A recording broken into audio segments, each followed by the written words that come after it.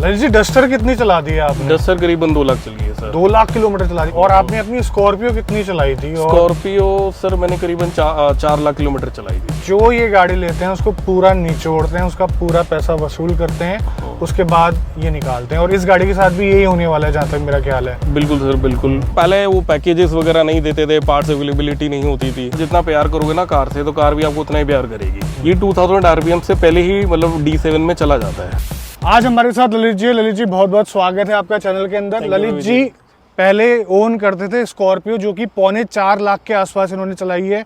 उसके बाद इन्होंने स्कोडा रैपिड यूज करी, वो लगभग 2 लाख किलोमीटर के बाद आसपास चलाई थी।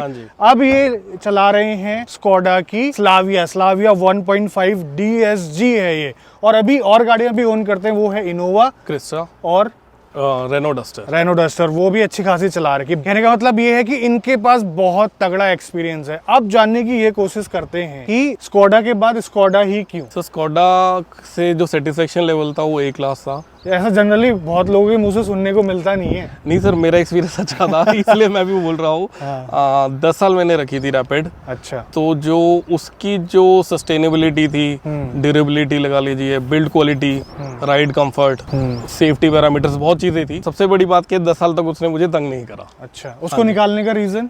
उसको निकालने का रीज़न जो NCR में आपका ये 10 इयर्स का जो डीजल पॉलिसी आई थी कि 10 ईयर से अबव जो डीजल व्हीकल्स अलाउड नहीं होते हैं, इस वजह से वो निकाली। आई थिंक अगर वो नहीं आती तो मैं 5 साल शायद कार को और रख लेता, क्योंकि उसके अंदर कोई प्रॉब्लम नहीं थी। नॉट इवन अ स्पॉट जिसके अंदर रस्ट आया हो। अच्छा। हाँ, बहुत अच्छी कार थी। देखो, पेंट क्वालिटी तो उनकी जबरदस्त रहती है, उसमें कोई दो राय नहीं है। अच्छा, मुझे एक बात बताइए कि डायरेक्ट आप इस स्लाविया में शिफ्ट हुए या फिर और भी गाड़ियां बीच में आई? वो क्या स्टोरी रही, वो बताइए। वो स्टोरी सर ऐसी थी कि रैपिड हमने सेल करी। तो जब रैपिड हमने खरीदी थी वो अराउंड 10 लाख का उस टाइम 2012 में टॉप एंड था। तो मेरा अपना थोड़ा सा मेरा ये था नजरिया कि हमें शायद इसके आसपास ही कोई कार लेनी है। तो हमने स्टार्टिंग तो करी थी Hyundai i20 से, पेट्रोल मैनुअल। तो उसके बाद फिर ब्रदर से डिस्कशन करा। ब्रदर भी काफ़ी अच्छा, उनको भी अच्छा कार का एक्सपीरियंस है। तो उन्होंने बोला कि आपने बुक करा दी है लेकिन वो अच्छी नहीं चलती है। अच्छा। हाँ, तो उन्होंने बोला कि हम डीजल, हमारी रनिंग ज़्यादा है, हम डीजल पे शिफ्ट करते हैं। तो फिर डीजल पे हम गए। तो डीजल जब बुकिंग करी थी तो उसकी कुछ महीने की वेटिंग थी। तो एक दिन मैं ऐसे ही नेट पे थोड़ा सर्च कर रहा था, तो मैंने देखा कि करीबन 1.3 लाख के गैप ऐड करके हमको वेन्यू SX मिलता है। तो वेन्यू SX हमने फिर बुक कर दी। तो एक्चुअली जो हमारे फ्रेंड है रमन भैया, वो भी बोल रहे थे कि पहले आप डिसाइड कर लो आपको क्या लेना है। तो हम फिर वेन्यू से हमने क्या करा, वेन्यू को हम वेट कर रहे थे, Hyundai ने वेन्यू को अपडेट कर दिया। तो जो SX मॉडल हम सोच रहे थे लेने की, वो अराउंड करीबन 2.25 लाख रुपए महंगा हो गया। तो फिर उसकी कॉस्टिंग जो हमें पसंद था मॉडल अराउंड 15 लाख होगी। तो फिर वो फॉर अ टाइमिंग हमने ड्रॉप आउट कर दिया। तो फिर एक दिन फिर थोड़ा सा घर में कार की नीड होती है, कहते फैमिली मेंबर्स ज़्यादा हैं। ब्रदर से मेरी डिस्कशन हो रही थी, तो वो कहते हैं यार स्कोडा के साथ हमारा अच्छा एक्सपीरियंस हो गया है कि आप भी चलाते हो, मैं भी अच्छा चलाता हूँ। मतलब अच्छा का मतलब काफ़ी, मतलब हम रेगुलर ट्रिप्स पे जाते हैं।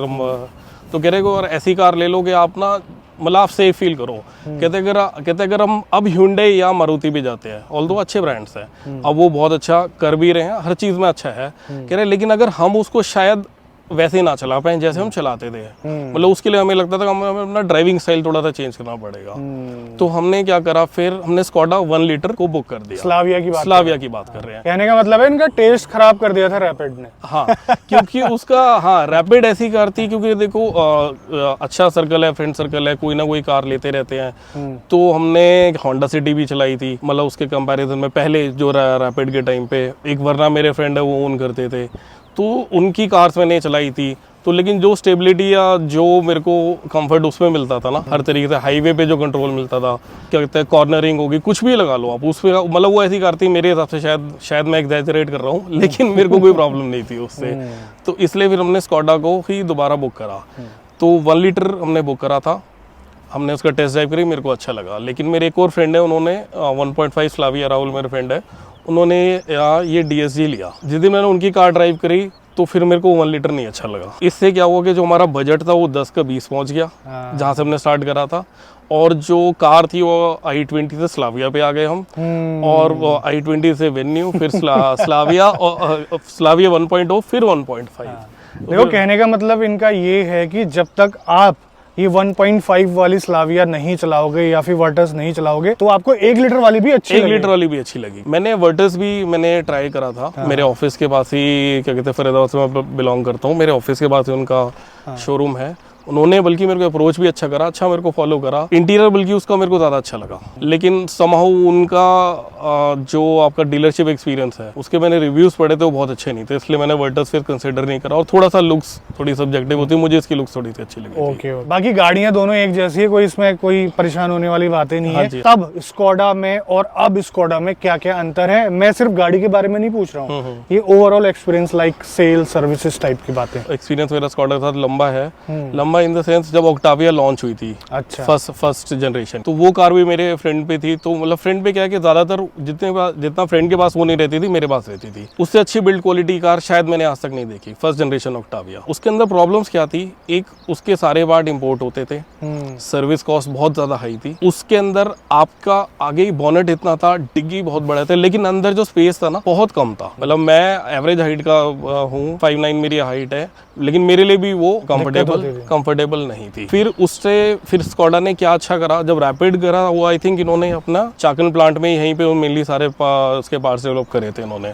तो उसमें इन्होंने क्या करके पार्ट्स की कॉस्टिंग कम करी, शायद आपने नोट भी करा होगा। उसके बाद उनकी सेल्स भी बढ़ी थी रैपिड, फिर मतलब वो with in A common man के रीच में भी हो गई थी। एक अच्छी चीज थी कि आपका जो सर्विस इंटरवल था 15,000 किलोमीटर्स पे था, तो रैपिड के साथ फिर एक्सपीरियंस ज्यादा अच्छा रहा। स्कोडा की कमियां ये थी सर, पहले वो पैकेजेस वगैरह नहीं देते थे, पार्ट्स अवेलेबिलिटी नहीं होती थी।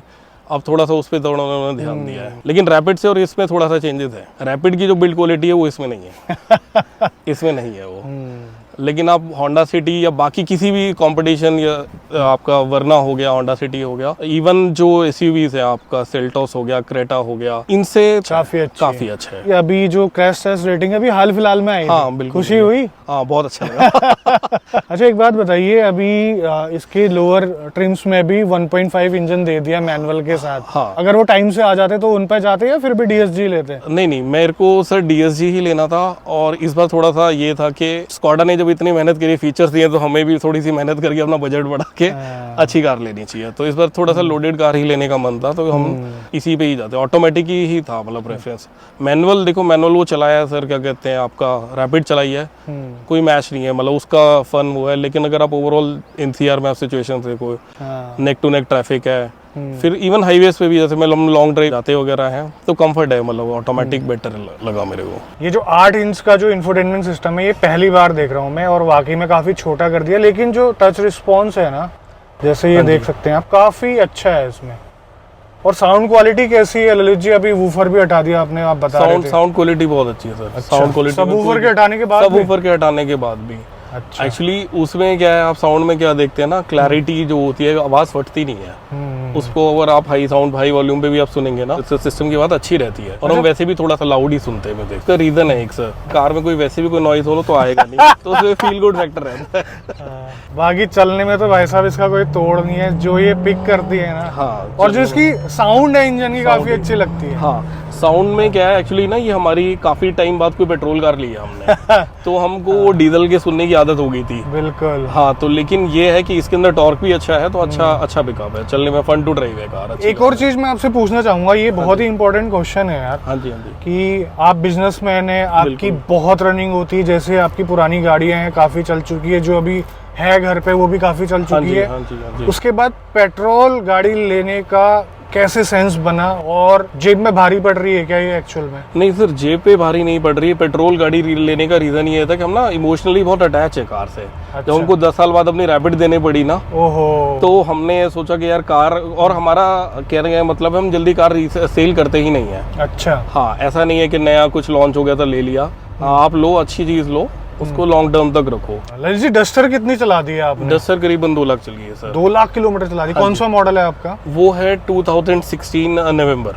वो भी आप 10 साल पूरी चलाओगे? हाँ सर, पूरी चलाएगी सर। ये है बात, मतलब अटैचमेंट हो जाता है गाड़ियों का। अटैचमेंट हो जाता है सर, अटैचमेंट भी है सर। फिर मुझे लगता है सर, एक कार और फोन से ऐसी चीज है, वो रोज नए अपग्रेड होते हैं, उनका कोई एंड नहीं है।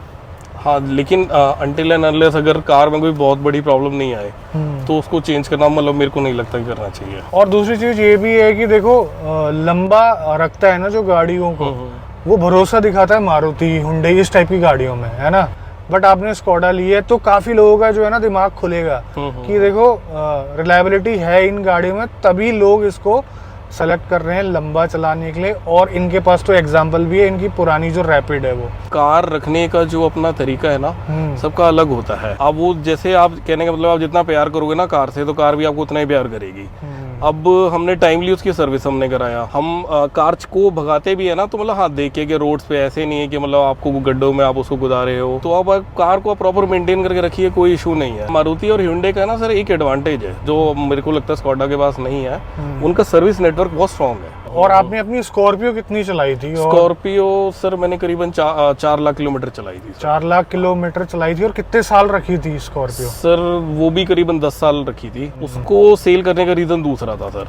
क्या था? उसके इंजन में सर कोई भी इशू नहीं आया था, उसके अंदर उसके बॉडी में रस्टिंग आने लग गई थी सर। वो मैंने एक बार पूरा पेंट भी कराया था उसको, लेकिन उसमें वो रस्ट दोबारा आ गया था। तो महिंद्रा में पुरानी जो दिक्कतें थी, जो अगर आप 11-12 के आसपास या उससे पुरानी जो गाड़ियां हैं ना, उसमें आ ही जाता था रस्ट। बिल्कुल आता था सर। कहने का मतलब है जो ये गाड़ी लेते हैं उसको पूरा निचोड़ते हैं, उसका पूरा पैसा वसूल करते हैं, उसके बाद ये निकालते हैं। और इस गाड़ी के साथ भी यही होने वाला है जहाँ तक मेरा ख्याल है। बिल्कुल सर बिल्कुल। मैंने एक सर मारुति भी, मेरे को ऐसा नहीं है कि मैं मारुति या hyundai किसी के अगेंस्ट हूँ, मारुति भी मैंने रखी है, स्विफ्ट डीजल मेरे पास कार थी।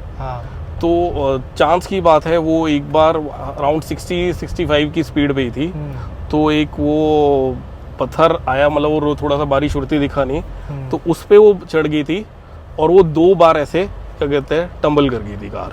अच्छा। और वो टोटल लॉस में गई थी हमारी कार।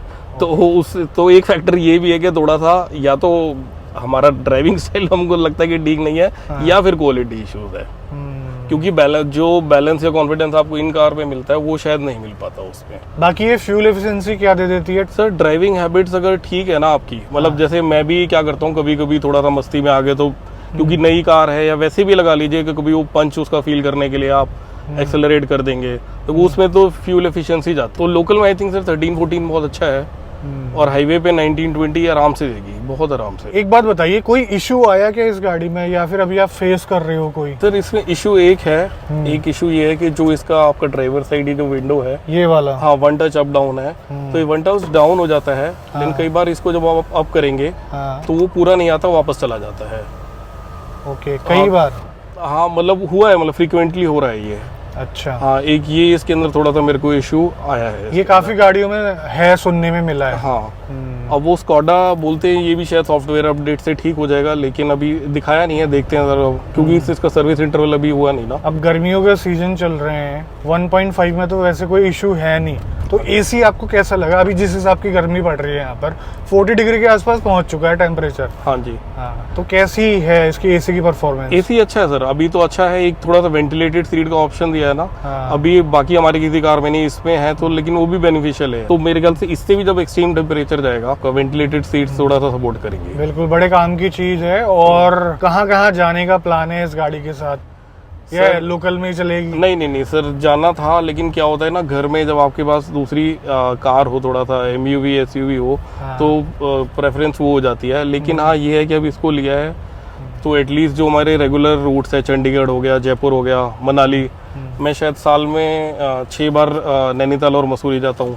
अच्छा। हाँ, नेक्स्ट ईयर सोचा है, जो अपना अभी जब ये दिल्ली मुंबई एक्सप्रेस वे पूरा हो जाएगा तो हम इसको श्योरली गोवा जाएंगे हम इस पे। एक बात बताइए, कोई फीचर की कमी लगती है इसमें आपको? सर देखो, अगर आप कंपेयर करोगे Hyundai या Kia से, बिल्कुल, तो इसमें बहुत फीचर्स कम है, क्योंकि उनसे ज़्यादा फीचर्स, उनसे ज़्यादा अच्छे फीचर्स कोई नहीं देता। मेरे और मेरे ब्रदर का कंसर्न क्या रहता है कि हम, एक तो कार जैसी भी हो, चलने में अच्छी होनी चाहिए। अच्छा। चलने में अच्छी होनी चाहिए, हैंडलिंग अच्छी होनी चाहिए, इंजन, मतलब वो कहने का मतलब है आप एक्सेलरेट करें तो आपको अच्छा फील होना चाहिए, एक कार सेफ फील होनी चाहिए। तो जो अभी हमारी रिक्वायरमेंट है वो इसमें पूरी हो रही है। और स्कोडा के हिसाब से, मेरे हिसाब से उन्होंने मतलब ठीक फीचर्स दे दिए। आपका ये टिल्ट एंड टेलीस्कोप इसके स्टीयरिंग है, ये वायरलेस चार्जर हो गया, वो कूल्ड ग्लव बॉक्स है। उसके अंदर एक कमी है, उसके अंदर लाइट नहीं है। सनरूफ दे दिया है, हालांकि मेरे को लगता नहीं है सनरूफ का कोई यूज है इंडिया में। एक और चीज आपको बताना चाहता हूँ, जो कि मैंने वर्टिस और स्लाविया के जो DSG 1.5 के साथ आता है उसमें देखा है। अच्छा। कि जबरदस्ती ये 2000 आरपीएम के बाद गियर चेंज नहीं करता है। अच्छा, ये अगर गाड़ी स्लो स्पीड में चल रही है, इंजन में लोड नहीं है, तो ये गियर को अपशिफ्ट भी कर देता है। तीसरे गियर में चल रही है ये 1200 आरपीएम पे। ये इतना स्मार्ट है, इसकी वजह से फ्यूल एफिशिएंसी भी आ रही है। जो आपके पास इनोवा है वो ऑटोमेटिक है ना, ऑटोमेटिक है, वो उसका जो टॉर्क कन्वर्टर है वो कर देता है चेंज। हाँ, इनोवा में, फॉर्च्यूनर में और जो थार है जो अभी आ रही है उसमें कर देता है, क्योंकि उसमें टॉर्क बहुत अच्छा है। टॉर्क बहुत अच्छा है। बाकियों की पता नहीं क्या ट्यूनिंग है, मुझे समझ में नहीं है, लेकिन इसकी पेट्रोल इंजन होने के बावजूद भी मुझे काफी अच्छी लगी, नो डाउट। अब एक चीज पता नहीं टेक्निकली मैंने नोट करी है, वो सही है नहीं, ये 2000 आरपीएम से पहले ही मतलब D7 में चला जाता है। हाँ। और बाकी अगर हम दूसरे इंजन को रेव करते हैं ना, तो उसमें थोड़ा सा टाइम भी लगता है, एक आपको वो गियर शिफ्ट भी पता लगता है जब चेंज हो रहा होता है। पावर परफॉर्मेंस में कोई ऐसी कमी नहीं है, आपको प्यार से चलानी है, प्यार से चलाओ, आपकी फ्यूल एफिशिएंसी भी देगी, और आपको थोड़ा सा फन करना है तो वैसे भी चला लो, आपको मजे भी देगी। अच्छा, अभी तक संतुष्ट हैं? हाँ, 20 लाख 20.5 लाख रुपए सही जगह पे लगे? बिल्कुल सही है सर, 15 सालों के लिए लगाए हैं सर, कोई दिक्कत नहीं है। हाँ। उससे पहले हमने कार सर बेचनी नहीं है, तो होपफुली अगर ठीक रहेगा। एक इन्होंने एक चीज अच्छी कर दी है, सर्विस पैकेज इन्होंने दे दिया है, तो हमने वो ले लिया है। तो 4 साल का आपका 4 साल और 60,000 किलोमीटर तक, तो वो सर्विस कॉस्ट इसमें इंक्लूडेड है, कोई दिक्कत नहीं आनी चाहिए। बाकी है एक्सटेंडेड वारंटी और ले लेंगे सर इसका। बाकी घिसी पिटी बातें करते हैं, इंटीरियर क्वालिटी पहले के कंपैरिजन में थोड़ी सी कम करी है, और ये जो ग्लॉसी प्लास्टिक होता है ना, ये चीज मैंने ऑब्जर्व करी है ना, ये ऑडी A8L ये उसमें भी करता है। ये पियानो फिनिश जिस भी गाड़ी में होगी ना, चरचर आवाज करेगी। ये मैंने देख लिया है, ठीक है। अब इसमें हम दोष नहीं दे सकते किसी को। नहीं सर, वो एक्चुअली क्या है ना, कंपनी को भी 1-2 चीजें छोड़ना चाहिए, तो इम्प्रोवाइज चांस कैसे मिलेगा। तो देखो, गाड़ी बहुत ही शानदार है, लेना चाहते हैं तो बिल्कुल ले सकते हैं। पहले कुछ कमियां थी, वो काफ़ी इम्प्रूव कर दी गई हैं। छोटी मोटी दिक्कतें हर गाड़ी में आती हैं, ठीक है, लेकिन ये जब आप चलाओगे तो आपके चेहरे पे स्माइल रहेगी। तो आज की वीडियो में बस इतना ही, मिलते हैं बहुत जल्द आपसे एक नई वीडियो में, तब तक के लिए बाय बाय, ख्याल रखिए अपना, भारत माता की जय। और ललित जी बहुत बहुत धन्यवाद आने के लिए। Thank you Ravi ji, thank you so much.